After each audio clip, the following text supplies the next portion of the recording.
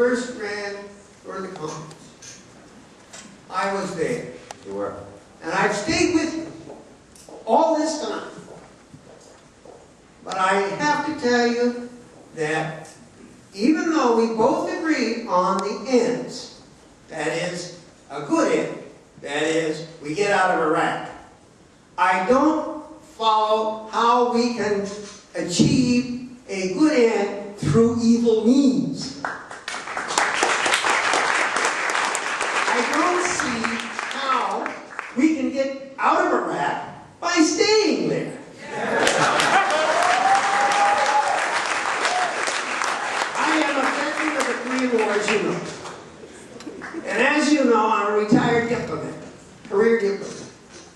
And as you know, I served in Vietnam with the Joint United States Public Affairs Office and the Military Advisory Command in Vietnam. You know that. I've told you this many times. And I've also reviewed with you the fiasco that was the Vietnam War. Always it was the bullet head colonels. Excuse me, Bill. You're not one of them. But that's what we referred to in Vietnam, the bullet head colonels, who always felt that all we needed was some more artillery shells. All we needed was to interdict another highway. All we needed to do was lock up some more Vietnamese and kill more Vietnamese. And that was going to solve it. In fact, they quoted to me all the time, the military officers did, the senior military officers, that power, political power, grows out of the barrel of the gun. Maoist thinking.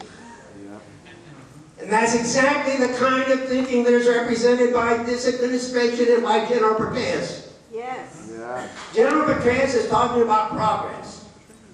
He said that this escalation is granting us progress. He's told you that. But when he is finished with the drawdown that he projects, if everything goes well, we will be back where we were a year ago when things were the worst they'd ever been. I just do not understand how a logical person can believe that by bleeding the patient, we can improve it.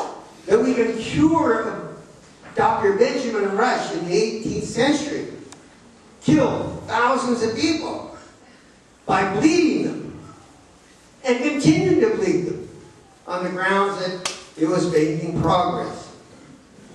I just don't understand this. And I don't understand your reversal. We could provide universal health care for everybody in this country. We could provide a free college education for every student in the state of Washington. With the money that we are spending in the occupation of Iraq. I have a question for you. How long do we stay and when do we get out?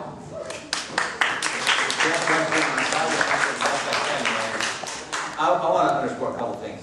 Conditions on the ground can change. Conditions on the ground can change and cause me to say, I'm wrong, a host of things could happen that would lead to that.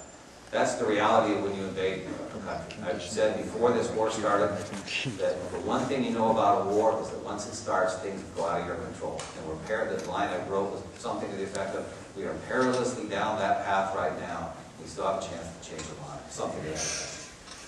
That's what happens when you occupy a country. Also, you're subject, interestingly enough, to international law. This gentleman earlier asked if we comply with international law. Tom Ricks, who wrote Fiasco, many of you know, has raised an interesting question about whether there are international legal issues if we just pull out and then there's a problem. Here's what my hope would be, and it's admittedly that. It's 6 more months, continue to train the Iraqi troops, try to make progress on the political front, encourage the international community to try to backfill the areas that are relatively secure, continue to use the gains we've made in some areas to expand those gains in other areas.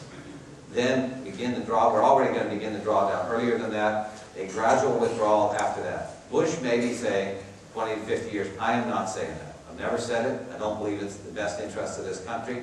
I think we can't sustain it. I think it would be bad foreign policy. The other thing I hope you've heard me say is we absolutely need to continue the diplomatic pressure. We need to work on the Palestinian-Israeli situation.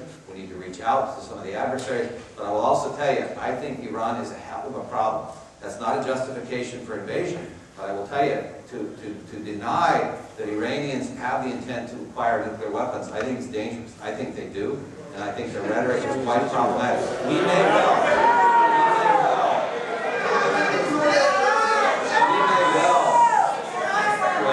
well bear a great responsibility for that. I think when the President made his Axis of Evil speech, it was a terribly dangerous speech. The Iranian people came out in support of our people post-September 12th. We had an opportunity, or September 11th, we had an opportunity to reach out. But there it is right now. There may still be back-channel ways to do that. I've met with the Iranian foreign minister. I met with the Syrian ambassador in the middle of the Lebanon situation, trying to find ways behind the scenes to try to help in these. It's not easy over there. So I'm not saying permanent. I'm saying I think it's our last chance. I wouldn't even buy that if I hadn't seen what I think are signs of progress. I think the Iraqi government has an immensely difficult task before them. And we are asking them to do things we have no imagination of what that means. Almost every Iraqi parliamentarian I met with, or leader in the cabinet, knew some family member had personally been killed. And they know that when they compromise with the other side, they risk beheading by their own side in car bombs. And we sit over here in the United States Congress, and presidential candidates and leaders and citizens say, those damn Iraqis have to solve their problems. It is not so easy, and we created the conditions that did that. We created not only with this invasion, but with our earlier support of Saddam Hussein. Our culpability goes back decades.